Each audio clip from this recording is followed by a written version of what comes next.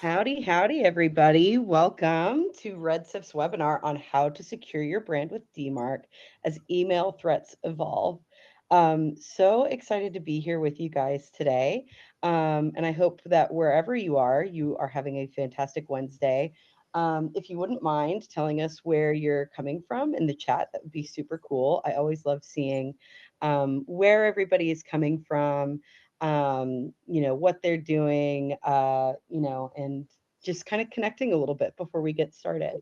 For those of you who might be familiar to me, I am Natalie Hayes, and I will introduce our speakers here in a moment. But that said, I am coming to you live from a very sunny San Antonio, Texas. It rained last night. And so it's very spring. The blue bonnets are coming out. If you haven't seen a blue bonnet before in your life, they are gorgeous. But that said, Anthony, Eric, where are you guys joining us from? Yeah, take it away, Anthony. So I'm joining from not so sunny Cologne, Germany. It's raining here. Oh, bummer. Eric? And I'm also in San Antonio, and I got the same feeling this morning. I looked outside, and I was like, oh, that was a nice rain, and it feels like spring. So it's a good day. Feels super nice out. All right, well, awesome. All right, well, getting right into it. So I will introduce all of us in full here in a moment, but just to kind of give you a brief idea of our agenda for today.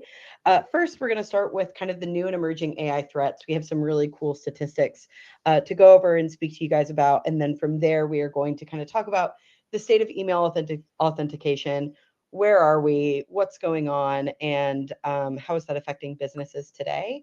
And then, of course, we are going to talk about RedSift on DMARC and how it relates to all of these emerging AI threats and the state of email authentication overall. After we're done with that, we will have some time for some Q&A. So if you have any questions, hold on to them if you can. But if you can't, and it's in the moment and you feel driven, feel free to drop them in the chat and we'll review them at the end. But that said, meet your host. So there is myself. Hi, I'm Natalie Hayes. I am the Senior Product Marketing Manager here at RedSift. And I'm joined today by Anthony and Eric. Anthony, why don't you tell us a little bit about yourself?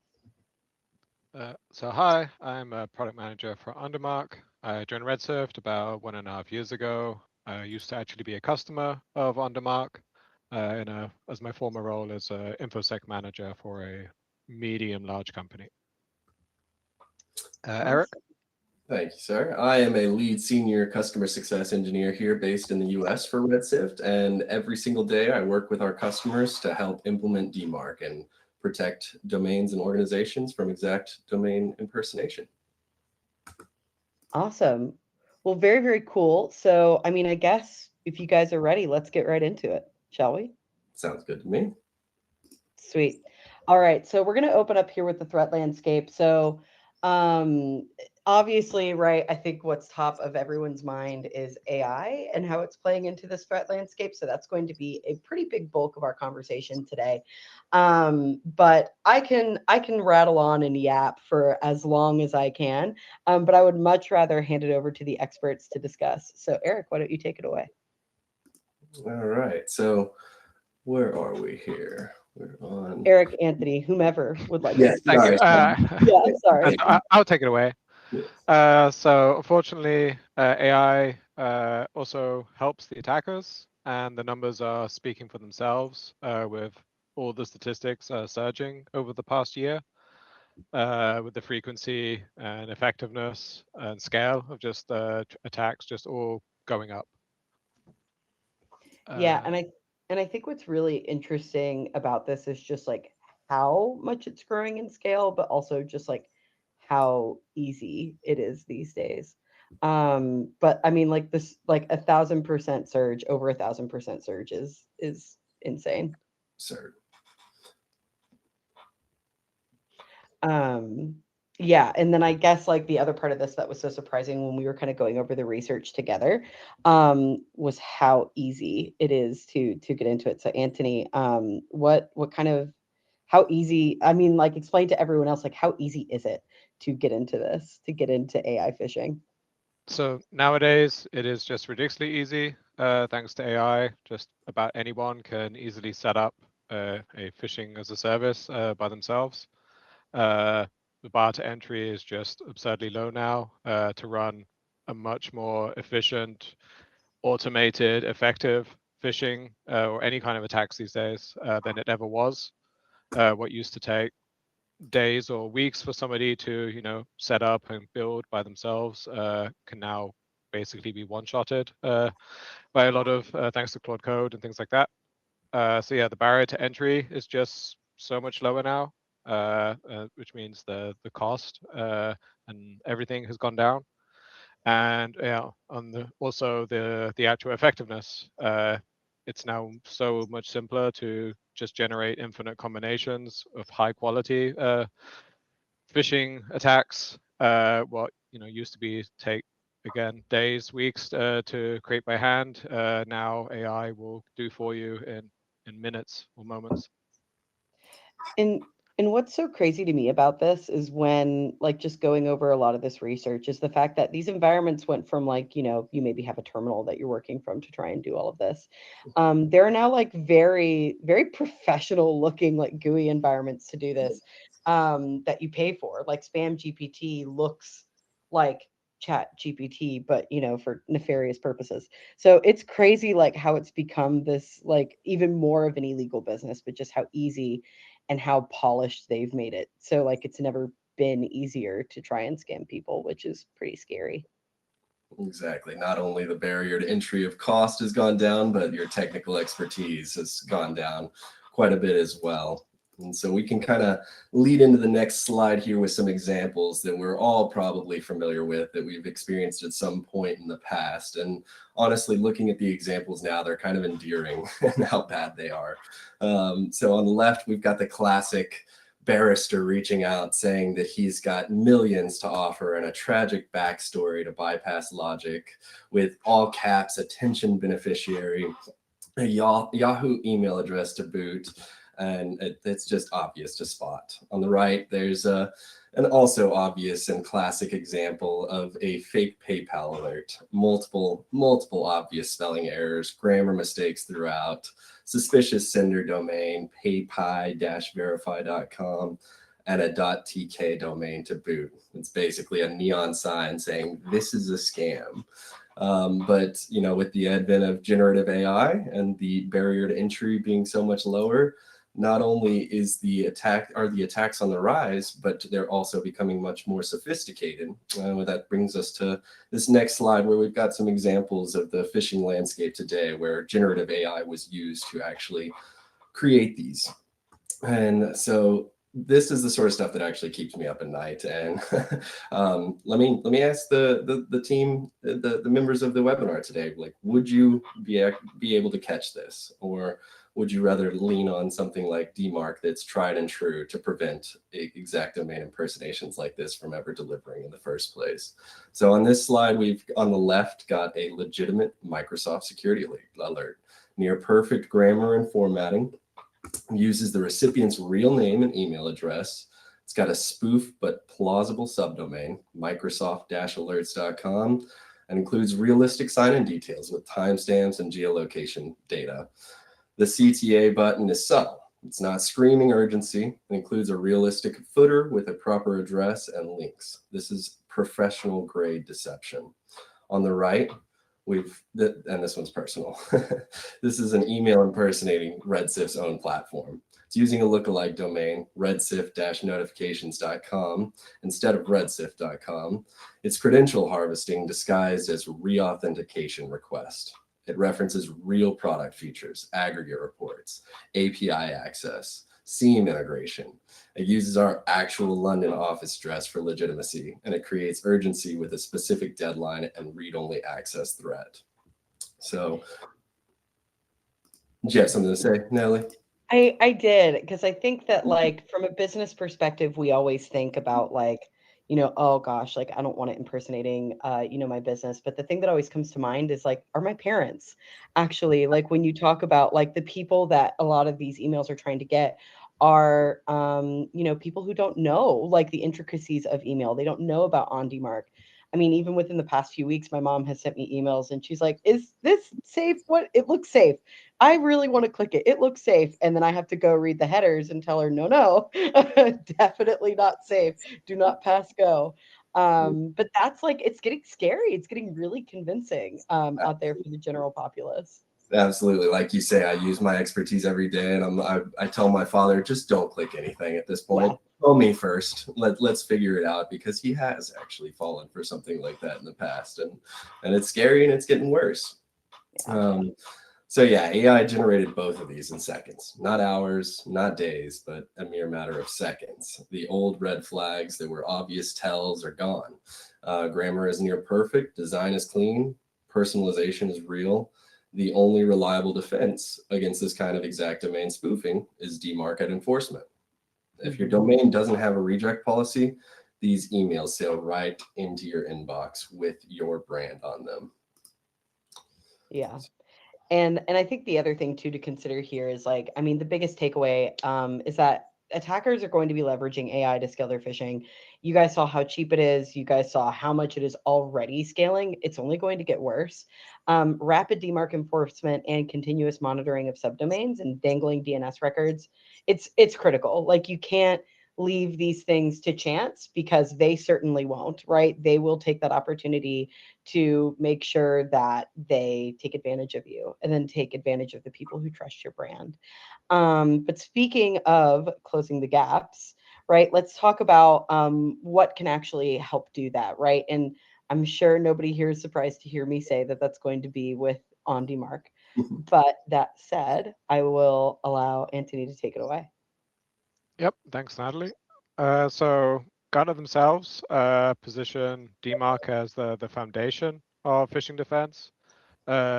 Exact domain impersonation and preventing it is the first layer of multiple layers. Why is DMARC so important? Because it can actually prevent attacks. With DMARC, you can actually prevent exact domain spoofing from ever hitting the inbox. Unlike lookalike domains or other kinds of phishing, you can actually prevent it, because you can actually say only legitimate senders should reach the inbox.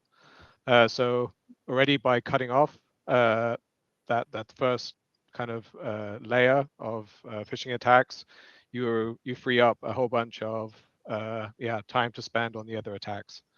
You free up your secure email gateway. You can focus more on other mitigations. And this isn't only about the email that's coming into your organization. DMARC is even arguably more importantly about protecting your customers and your vendors from phishing attacks. So preventing your users from getting their accounts taken over, or your vendors from being targeted for invoice fraud.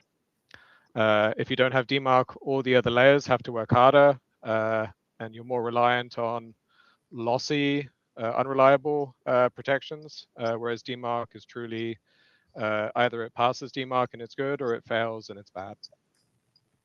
On top of all of that, DMARC isn't only about security. It's also about improving deliverability. Because if an email passes DMARC, then it should be delivered.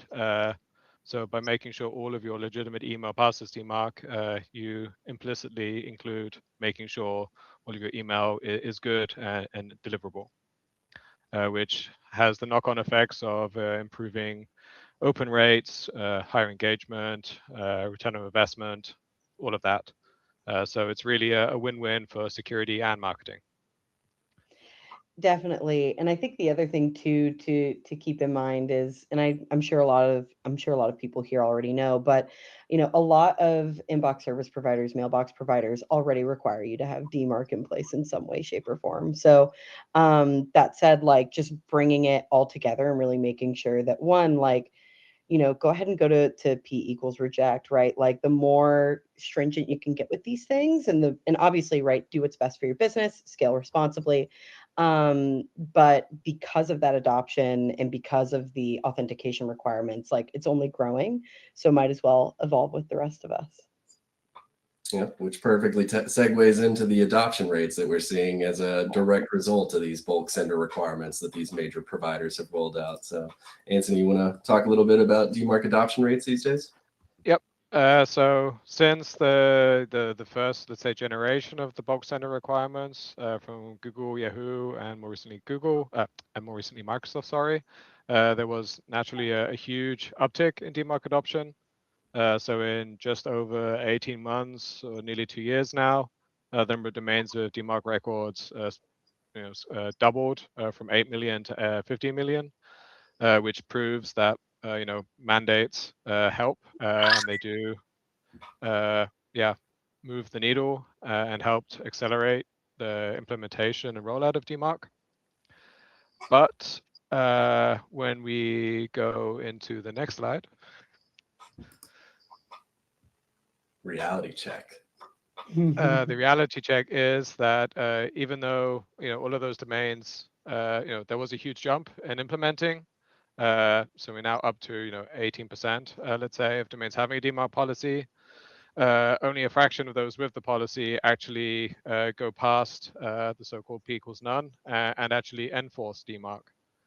So even if you set up a DMARC policy, if it's on none, it's not actually providing any security. It's just saying it's okay if people are impersonating my domain. So while reporting is relatively high, enforcement is very low. And yeah, part of the reason for that is so far, those big email receivers, so Google, Yahoo, Microsoft, that they've only mandated the bare minimum of having a policy, so P equals none. But it's very likely that at some point they will increase the policy, and they, in some ways, they kind of de facto already did for incoming email. They more and more are requiring that the email passes DMARC, and every so often it gets a little stricter.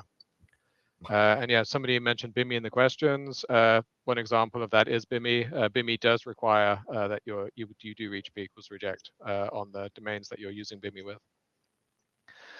So we'll get into the details later, but first let's talk about why don't domains and organizations get to reject? Yeah, Eric. Yeah, so let's bring in some analyst validation here, because sometimes it helps to hear it from the folks whose job it is to actually evaluate this stuff. And according to Gartner, basically they believe foundationally DMARC should be in place to ensure your email security the email security for your organization as a baseline. So adopt zero trust principles like DMARC, email encryption, MFA. Despite this being the standard foundation and baseline for email security of any organization out there, fewer than 10% have actually adopted a DMARC policy for their domain. And let's see. So yeah, the other important part here, because what we're talking about is not just the evolution of the threats and the low barrier to entry at this point and the higher sophistication we're talking about on DMARC. And Anthony, thank you for all you've done in creating a solution that allows me to then use my DMARC expertise to help these customers through these journeys, to understand the nuances, to remove any of these barriers that historically have prevented people from getting to full enforcement. So the idea is to prioritize vendors with bidirectional security tool integrations that minimize your role in detection engineering. Translation, don't pick a vendor that makes you do the heavy lifting. Pick one that automates the hard parts. Now, what's music to our ears at Redsift is the acknowledgement that DMARC needs to be the foundation of an organization's email security strategy. So when I hop on a call with an organization and they're talking about DMARC and reaching DMARC enforcement being a #1 priority for their organization, it really is music to my ears, because it is truly the foundation out there. It's not, like Anthony mentioned earlier, it's not just going to provide protection for the inbound emails, but protection to all of the external recipients out there on the internet as well. So yeah, no, if you're interested in any of this information from the report from Gartner, we'll be happy to send the full report and a follow-up email. It is genuinely worth the read.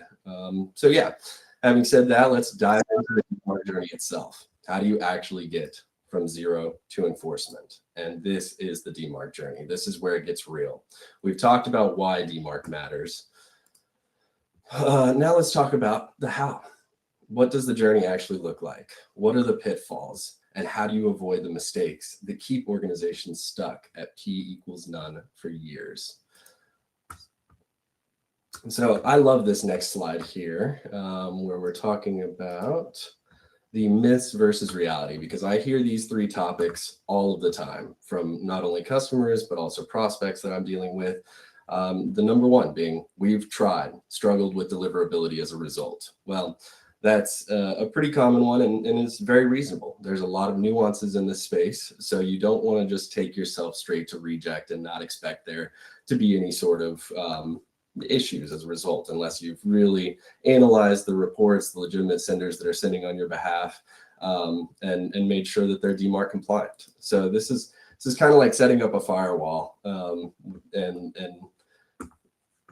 being surprised when nothing works. The firewall that blocks all traffic, sorry, and being surprised when nothing works. With the right approach, phase policy, proper testing, and expert guidance, you can get to reject without breaking a single legitimate email flow. Number two, we have reporting, P equals none. We have a DMARC policy, so I'm good. According to those new mandated bulk sender requirements by these major mail providers out there, I've satisfied their needs. Well, that's not true at all, because these bulk sender requirements not only mandate that you have a DMARC policy, but that you're sending properly authenticated mail. If you are sending bulk volumes of emails to any one of these major three providers and they're not properly authenticated, it doesn't matter if you've got a policy of none in place. They will treat you as if you've got a policy of reject, and they will just outright drop the emails that you're sending that are bulk and not properly authenticated. And the third, our current seg provider says it does DMARC. Well, that may be true. Many of these seg providers do bolt on DMARC out there, but it's an afterthought. It's complex, it's manual, and it's incredibly difficult to manage at scale. A dedicated DMARC solution that is purpose-built for this exact problem, it's not an add-on feature in a product designed to do something else. It's truly, that is the bread and butter of what we do here, is helping domains and organizations implement DMARC and doing it properly. So this brings us to the next slide here, which is DMARC policies explain. So let's demystify the three various policies that you can have in place in your DMARC record. So P equals none, kind of like it sounds. You're getting the visibility, which is a great starting point. You want that visibility. You need that visibility to understand your email sending infrastructure out there and how compliant your legitimate sources are, and whether any action needs to be taken before you consider moving forward with a P equals quarantine or a P equals reject in your DMARC record. So P equals none doesn't really matter. You're not protecting yourself from exact domain impersonation. As I mentioned, these bulk sender requirements, if you're sending in excess of 5,000 emails a day that aren't properly authenticated, they will get rejected. But if there's a bad actor out there leveraging this generative AI to send these phishing emails, and they're not sending in the thousands, but just in the mere hundreds, and you're at a policy of none, that email will likely still get delivered.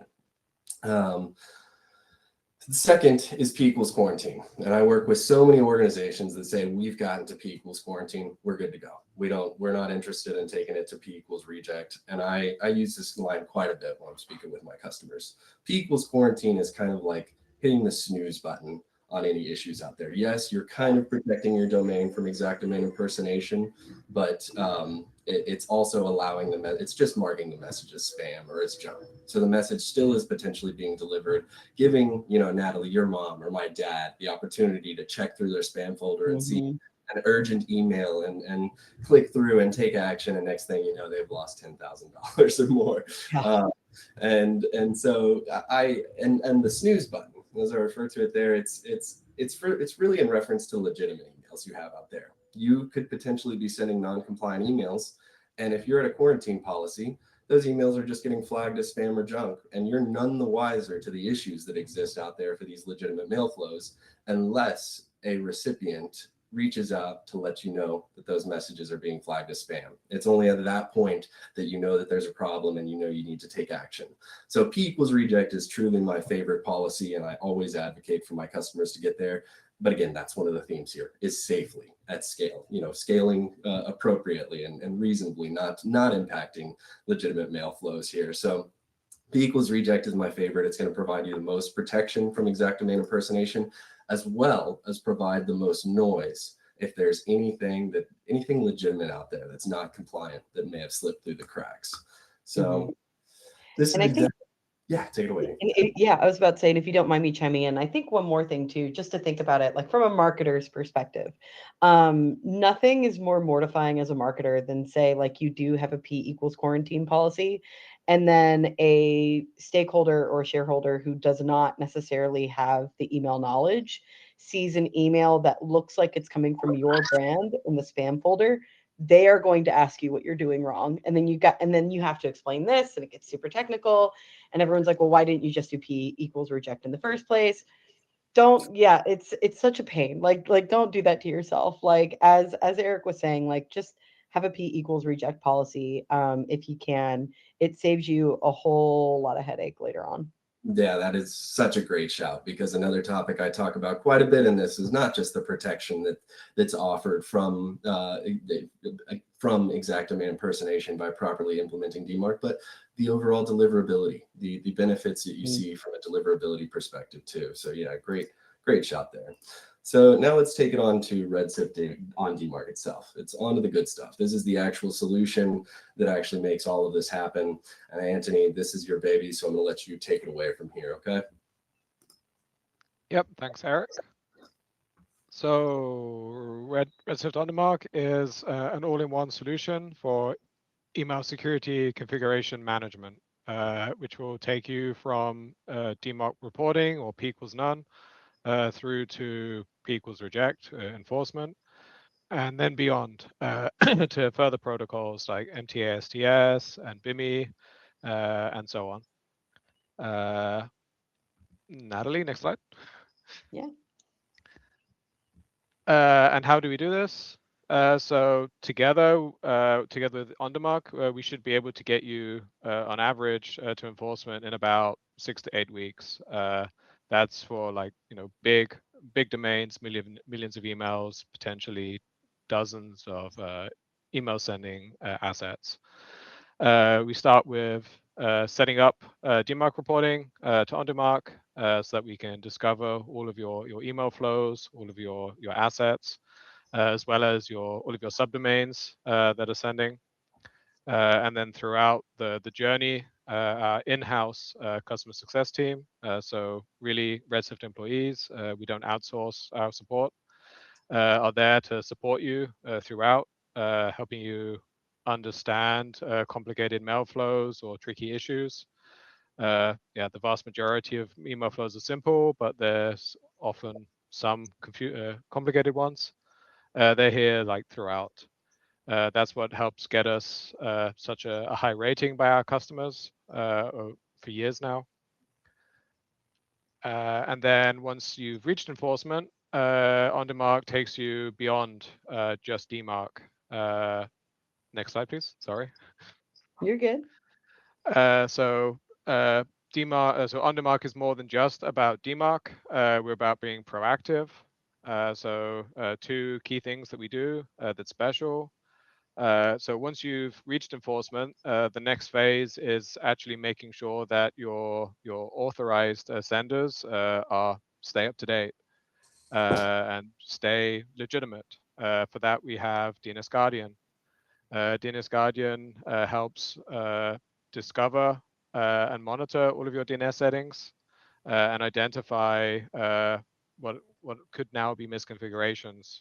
For example, maybe that email service provider that you set up last year or 10 years ago has gone out of business. Once they go out of business, some attackers can now take over their domain, and now they have access to send email on behalf of you. So with proactive security, you need to be on top of that. You need to know when those kinds of things happen and detect them. And yeah, that's something that DNS Guardian does, which is almost probably still one of a kind at the moment.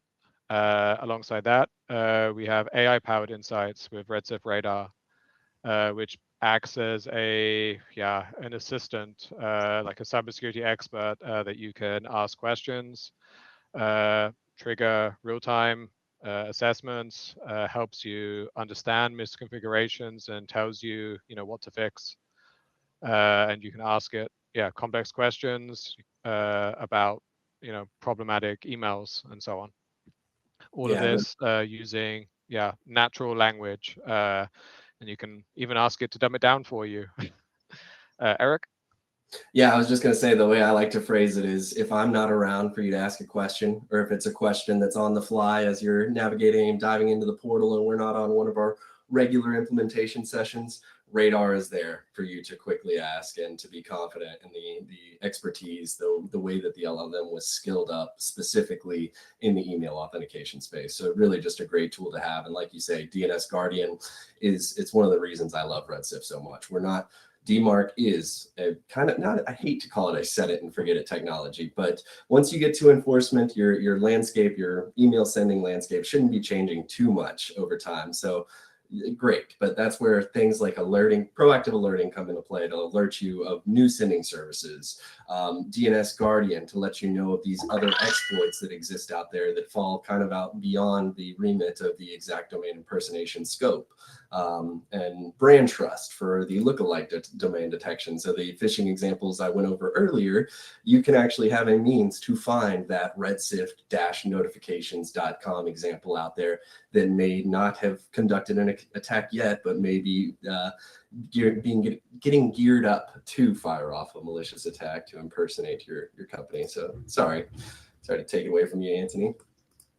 Nope, no problem. I think that kind of ends that slide. Natalie. Yeah, for sure. So I know we've talked about a lot today, and right before we get into the Q&A, there are a couple of different things you can do, from here.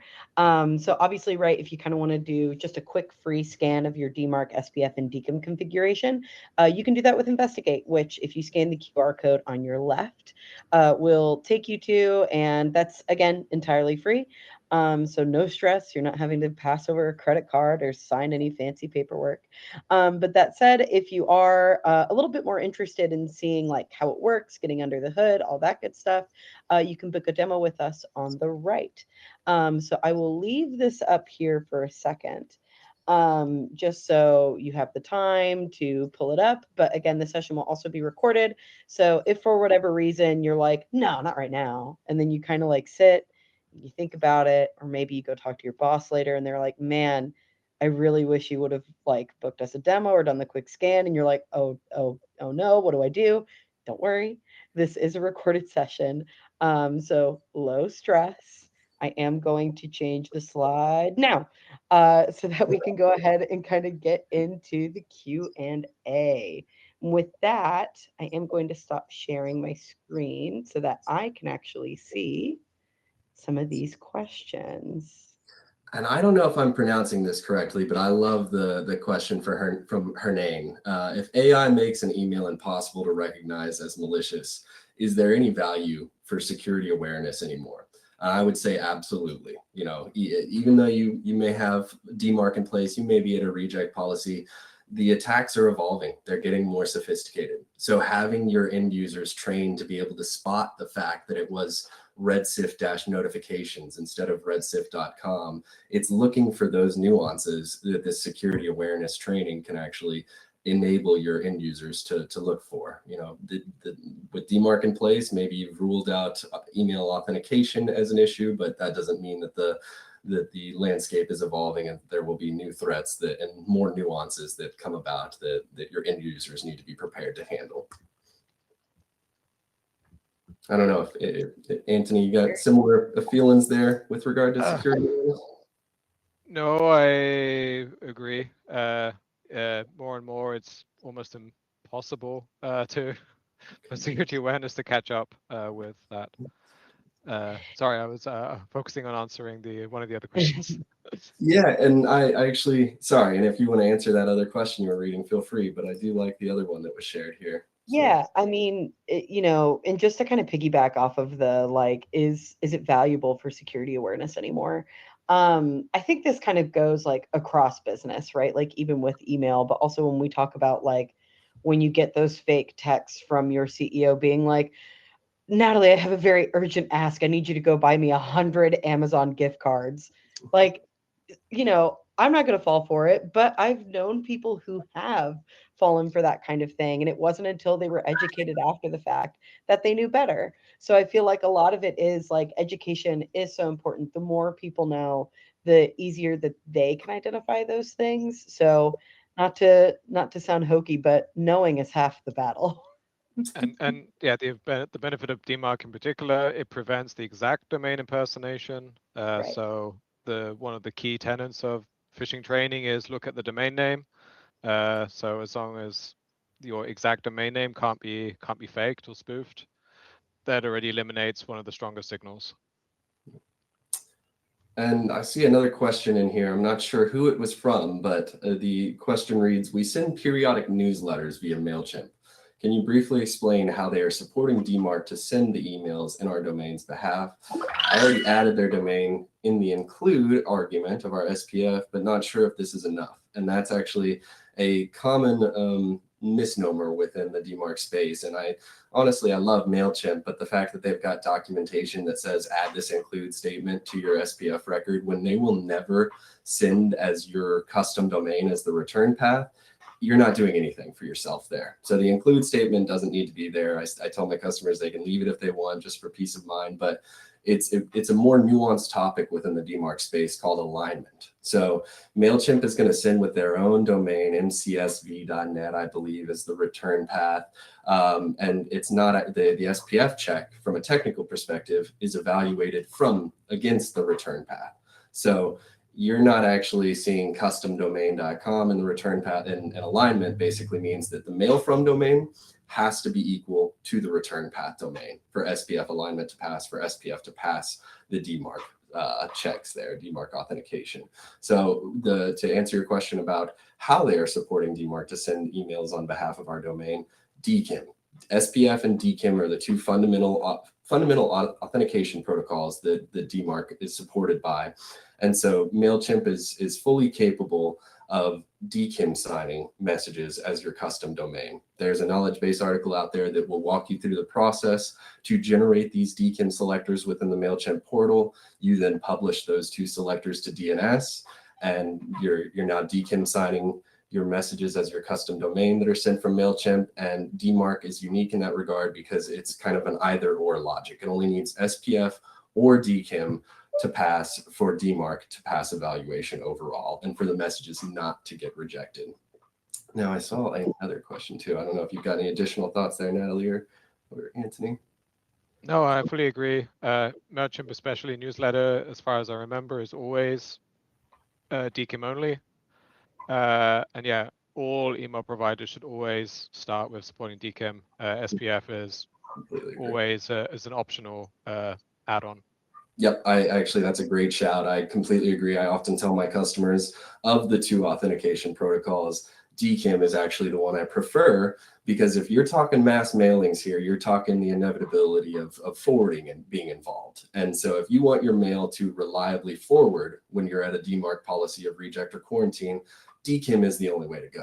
DKIM is more robust and it survives auto forwarding much more so than something like SPF. I think we should jump onto the peak was reject question. I love that one. Yep. So you want to take it or you want me to? I'll start and then let you finish. So in theory, it should never be a problem. So if you're sending email that is not passing DMARC, then anyway, especially to the big three or the big four, the email is almost certainly not arriving anyway, because Google, Yahoo, Microsoft, they're almost always rejecting emails that wouldn't pass DMARC. So anyway, the only emails that are not being rejected are those to other receivers that are not so strict. So in the grand scheme of things, if your emails are not passing DMARC, they're already not going to most of your users. So it's much less of an argument to ever not go to reject, because most of the emails probably are being rejected already. Yeah. So yeah, the only time it would be a problem is so if you happen to be sending emails to a receiving service that is not as strict as Google, Yahoo, Microsoft, then sure, you need to make sure that those emails are working before you go to reject, and that's what you should do anyway. Eric. Yeah, and I appreciate you throwing your DMARC policy in there, Brian. I look at these every single day, day in and day out. Here's a couple of things I would pick apart about that DMARC record. I see, and I'm assuming that the actual domain that this DMARC record is for is associatedhebrewschools.com. If that's correct, here's kind of my analysis of things. You're at quarantine. You know where I stand on the quarantine policy there. You are self-reporting. So you have a DMARC policy in place, but you're sending these reports, these XML files that are very cryptic to be able to understand just at their rawest form. You're sending them to a mailbox internal to your organization. You're likely missing some visibility on legitimate sources out there. You may not be able to confirm with confidence that all of your legitimate sources are properly configured. And as a result, you could potentially be flagging legitimate mail as spam right now on the recipient's end. The other thing that really stands out to me, and I see this quite a bit, is that SP equals none value. So while if you send an unauthenticated email from associatedhebrewschools.com, it may be treated as, it should be treated as spam or junk mail on the receiving side because of that policy being set to quarantine. If it was subdomain.associatedhebrewschools.com that was being used to impersonate, or something more realistic and plausible like billing.associatedhebrewschools.com, that SP value of none says, hey, we're wide open to any subdomain of our parent domain being impersonated. So I would absolutely consider the self-reporting a gap in visibility. I would consider a solution like on DMARC to close that gap. And then I would also understand that the SP equals none value is a very, very big hole right now for these bad guys to actually impersonate any subdomain they want of your parent domain. But then, yeah, to the actual question itself, that's the visibility piece. And working with somebody like myself on the customer success team here at RedSift, we're going to close the gap on the visibility by utilizing a tool like on DMARC, and then be able to confidently assess that all of your legitimate services are properly configured. And because of our automatic subdomain detection, we'll understand if you are sending any legitimate emails from billing.associatedhebrewschools.com, and we'll close those gaps as well from a compliance perspective, and be able to change that SP value, remove it entirely, at which point the subdomains would inherit just the policy of the parent domain, or be able to kind of keep it aligned with what the parent domain's policy is. So changing SP equals none to SP equals quarantine. There's another really good one here from Gregory. It says, oh, and now there we go. If we leverage all 6 available security protocols with DMARC set to reject and Cloudflare handling DMARC reports, what additional value do I gain with RedSift? Yeah, that is a good question. I mean, not to state the obvious, but RedSift is beyond just OnDMARC. Now, OnDMARC is going to help you capture some of those dangling DNS records with DNS Guardian, as we talked about earlier. But there's much more to meets the eye with RedSift. So brand trust is a really interesting one that will help you, kind of find and capture, like different, different ways in which your brand is surfacing on the internet. Just to name one, right? But there's a lot of different things that you can get out of it, which I think is just so interesting. There's also certificates. So if you need to keep track of any of the certificates that you have, coming on Eric as well. What's that? I miss it. Oh, I'm hearing two of me. I can't hear it. But yeah, to your point, exactly. Like Gregory, it sounds like you are in a very, very secure posture overall with your domains, but we're talking protecting park domains. We're talking at the most fundamental level. What popped into my head is the nuances that exist in this space. And if you've got all 6 of those properly configured, my hats are off to you. But there's a lot of nuances within each of those protocols that can be overlooked very easily. Like the MailChimp example, there's documentation out there saying this is how it should be done, when in fact it does nothing for you. So the expertise that you get with your customer success team, I would absolutely say is kind of what rings true for me, just because of my role, my day-to-day role. But like Natalie was saying, DNS Guardian, BIMI, end-to-end integration with the BIMI application process. And there's a lot of red tape involved with that. So you also get your customer success team holding your hand throughout that process to overcome any obstacles that you might run into when it comes to SVG creation, domain validation, extended validation. All of these things are relevant to BIMI. And then protecting your additional domain assets, brand trust, uncovering lookalikes out there across any of the registered domains on the internet, certificates Natalie mentioned as we move to more of a reduced certificate lifespan. You're going to need, there's an ever increasing need to have a solution where you can have a comprehensive view of all of your PKI out there. So I would say outside of those, I hope that answers the question. I hope you're convinced at this point. I love Cloudflare. Cloudflare is absolutely one of my favorite DNS hosters, but I mentioned earlier DMARC being a bolt-on thing. I think that's kind of true over there. So if you have any doubt in your mind at all about whether or not everything is configured to a T, that is where on DMARC and Redshift can shine. And yes, Michelle, there's policy of none, self-reporting. So I would definitely say, consider on DMARC, consider on DMARC trial, sign up for a trial, set up the DMARC record. The customer success team is here to help you with any of the DNS changes themselves that are required, because that's a scary task in and of itself. I've seen prospects and customers break their DMARC just because they were trying to make a simple change to their existing DMARC record, or even adding the DMARC policy for the first time. Yeah, well, good. Let's see. Did we answer Brian's question? Sorry, I was responding to Okay. Yeah, his was about the DMARC policy and possibly leading to rejected mail. Then I'll just add on for the Cloudflare reports. Yes, Cloudflare reports, it is a minimum, let's say, viable solution for reporting. But as soon as you have dozens of domains and millions of emails and dozens of assets, you start wanting like a real tool for keeping an overview and an inventory of what your legitimate senders are. You want to know what the senders are that should be there and that they're all working, and be told when they start breaking. So yeah, if you have a very small estate, then yeah, you can get away with just basic reporting for a while. But eventually you will want to know when things that should be working stop working. Yes. And for that, you need inventory tooling, which is part of what DMARC provides. Yeah, I really like your use of minimal viable solution there, because exactly, it's bolt-on DMARC at this point, rather than making sure that you demystify everything that exists in the DMARC space with a solution like Redshift's on DMARC. Now, I feel silly here because I've been referencing the chat for all of the questions, and I only just realized there's actually a questions section. So it makes me feel like we may have jumped over some of them, and I'm conscious of time, but I'm eager to answer all of these questions. So if we have the time and you'd like to stay for it, what do you think, Natalie and Anthony?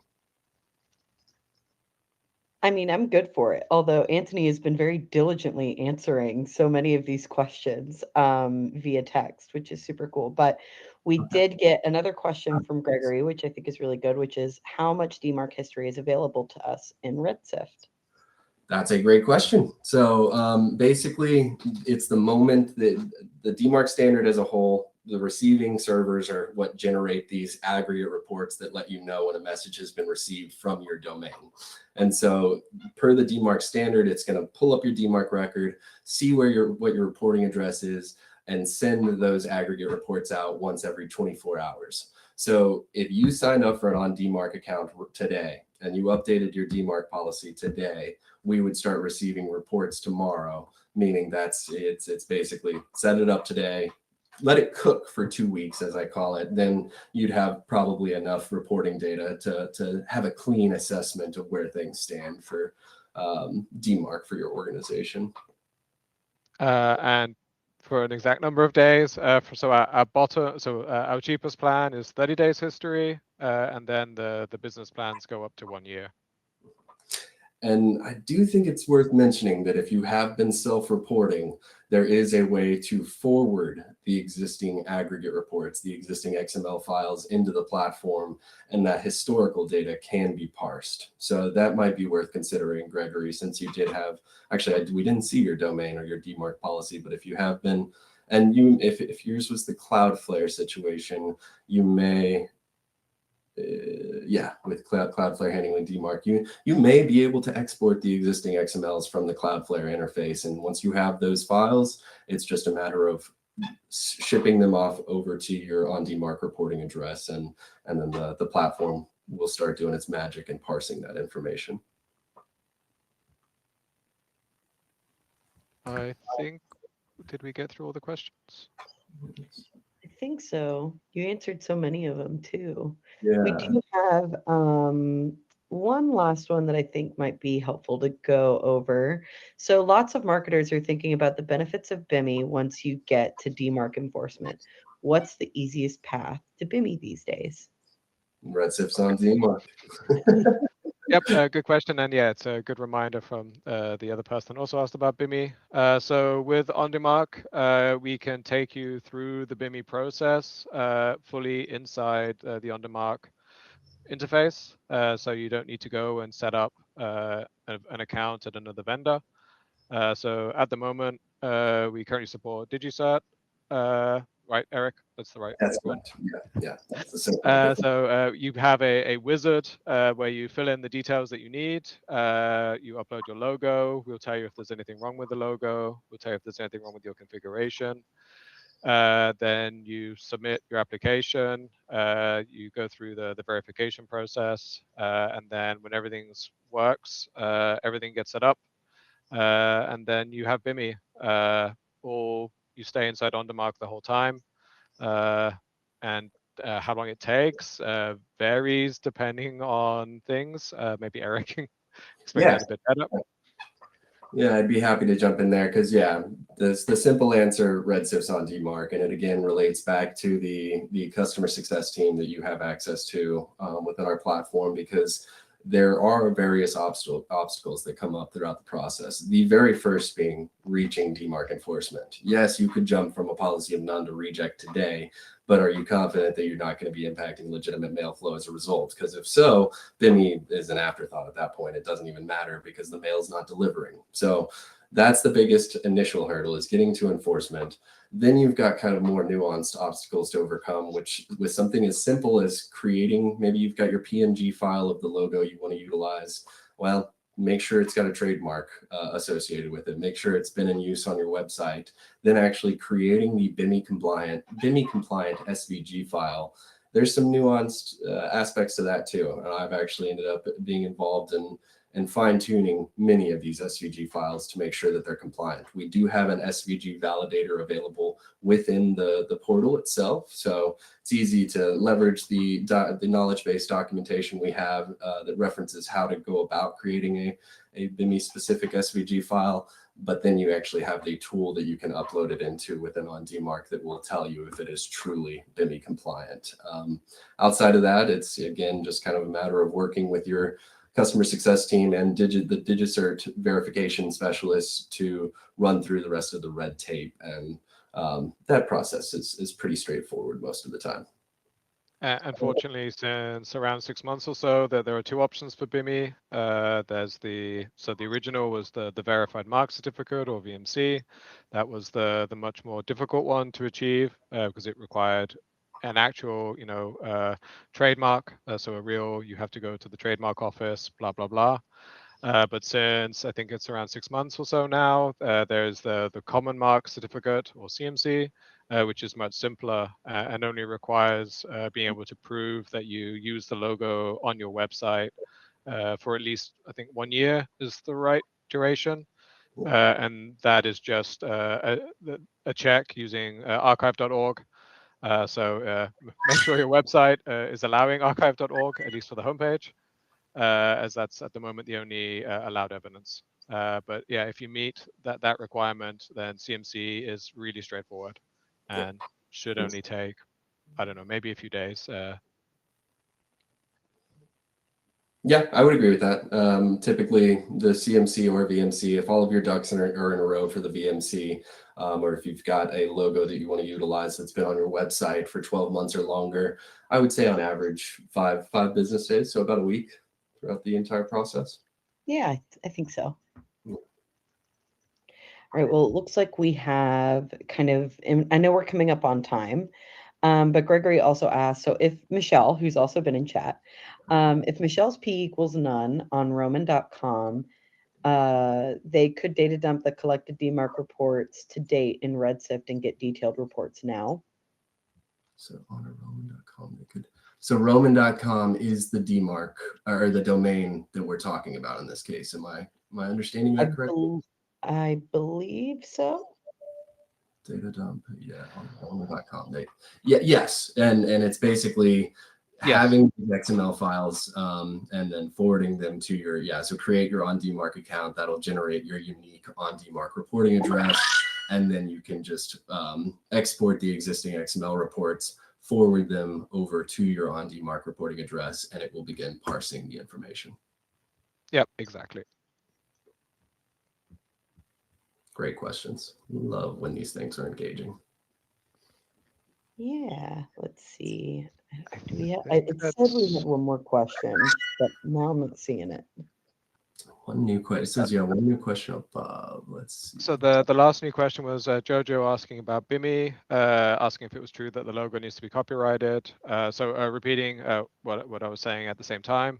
It used to be true that it required it being trademarked for the original VMCs, but nowadays, since around 6 months, you can get the CMC, which only requires proof that your logo was in use on your domain 1 year ago. So as long as you can prove, you can see that proof in archive.org, that will pass. Thank you, Gregory, for all the really good questions. He just said we were very informative and excellent. So nice. We will send you the invoice afterwards. Joke. That was a joke. It was a joke. It was a joke. Yee-ha-ha. Awesome. All right. Well, I think that about wraps it up. I think that's all the questions we have. Again, if you weren't able to make it earlier, there is going to be a recording of this that is sent out, so no worries. But I hope you guys had a great time hanging out with myself, Anthony, and Eric today. And we hope to see you again soon. Have a great day, everyone. Yeah, Thank you, everyone, for your time. Cheers all.